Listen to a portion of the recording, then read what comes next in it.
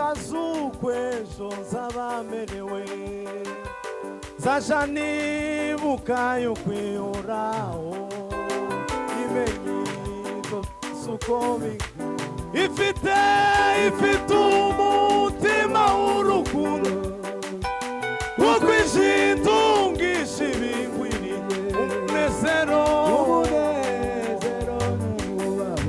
haleluya haleluya umunezero n'umubabaro haleluya we haleluya umunezero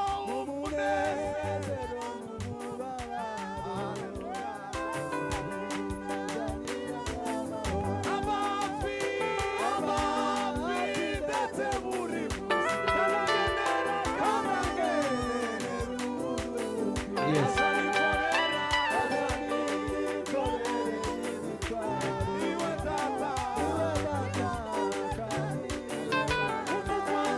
Yes.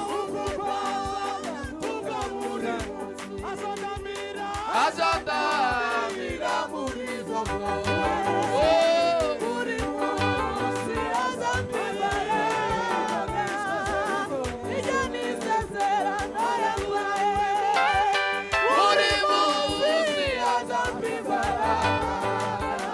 Ijani sezera naraguye. Abafi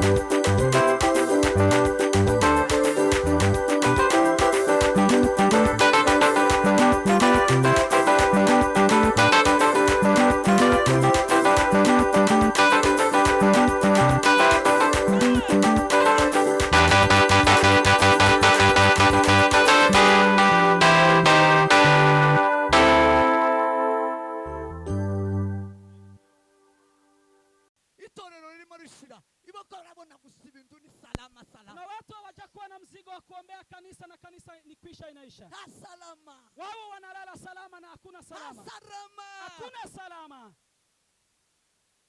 Sema amen. Amen. Bukangu amen. Semeni amen. Pamoja mahoro jari shetani hapa. Tulipata amani lini na shetani ako? Yo kureka. Anaweza kuacha kweli? Utesi. Kivipi? Chogitimi biteye byose biri mukudufata. Ndio maana kila vita inakushika. Ariko abandi bagambiriye mu miti. Lakini wale wengine waliahidi moyo wa mwao. Sasa ngo baragambiriye ngo bazafani toto.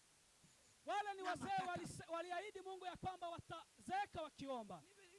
Danieli bakazabagambirira mu wakina Danieli walikuwa hivyo. akagambira akakwita kidogo. Alikuwa anaahidi Mungu, anapiga muhuri. So bigwanirira kugeza. Tutapigania hadi. So bigwanirira kugeza. Mimi nitapigania hadi. Kandi bari mu gusaba. Wengine wanaomba. Natangaye naze ngira ngo aravuga ngo karasaba paso. Naho karavuga ngo azoza kwiriza ngo nibi namunanira guhagarara ngo aguma senge. Tugiti yenda kudemission. Wengine wanaomba kuwa na ruhusa ya kukaa bila kufanya kazi, lakini yeye hataki. Kwa nyumba ya Mungu hakuna ruhusa ya kupumzika. Ni nani alipewa ruhusa ya kupumzika? Ni nani aliweza kupewa ruhusa hiyo? Wapi na ni siku hizi tunapata mambo hayo? Ambia mwenzio nitakaa nikiwa na nguvu. Haleluya! Haleluya!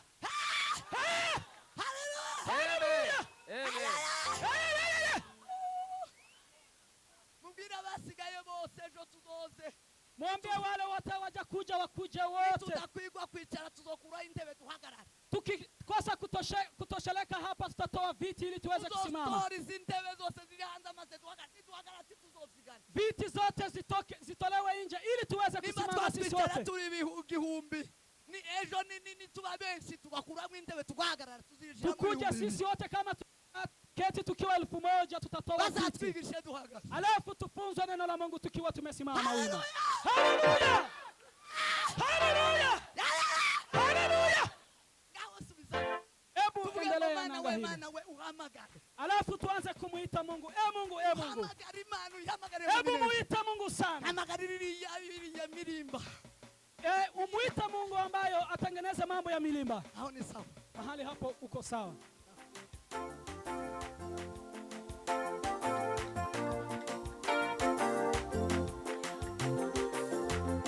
Isa,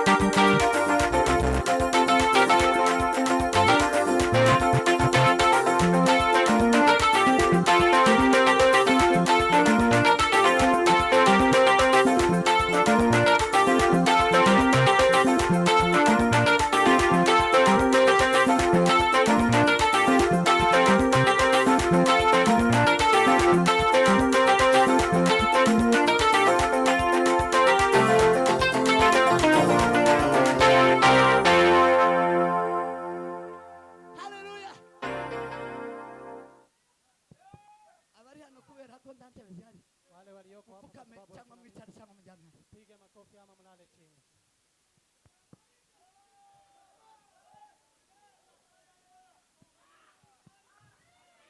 Abaraha kubera ko twebwe ari hanini, Kwa sababu ni sisi tupo, kubera ko hano ari hanini, kwa sababu hapa ni pakubwa, twebwe turapfukama, sisi tutapiga magoti, turaryama, tutalala, turicara, tutaketi, ariko dusengere Kongo. bali tuiombee Kongo. Barya baza basengera ngo bene wabone ibice abandi. Wale ambao wanaomba ndugu zao waue wengine, Twihanye. Tumetubu. Ari utihanye. Kuna yule ambaye hajatubu. Hari umuntu utarihana. Kuna yule ambaye hajatubu. Uzuvuga ngo umupfurero napfe cyangwa umubembe napfe. Yule ambaye anasema mfulilu afe ama mbembe. Baduhaye umurongo wo gusengera iwacu. Wametupa line ya kuombea kwetu. Waje kudufasha, waje kudukanga. Wamekuja ili waweze kutuamsha. Kandi turakangutse ba. Na tumeamuka saa hii tuko macho. Sema amen. Amen. Turabwira Imana. Tutamwambia Mungu. Mwumve. Tulie. Turabwira Imana. Tutamwambia Mungu. Ngo duweze ubuyobozi bwiza muri Kongo. Tampa utupe uongozi njema katika nchi ya Kongo. Duweze umuyobozi mwiza. Utupe uongozi mzuri. Muze twinginga Imana none idukore. Je, tumsimu Mungu tugusi. Kidusigara uko twari. Wewe wangu ya wisoni, uvise kusenga kwaje, mugihe gikwiriye, mama icyo nasaze. wewe wangu ya wisoni, uvise kusenga kwaje, mugihe gikwiriye, Mama icyo nasaze. Yesu arakora, Yesu arakora, nukuri we, nukuri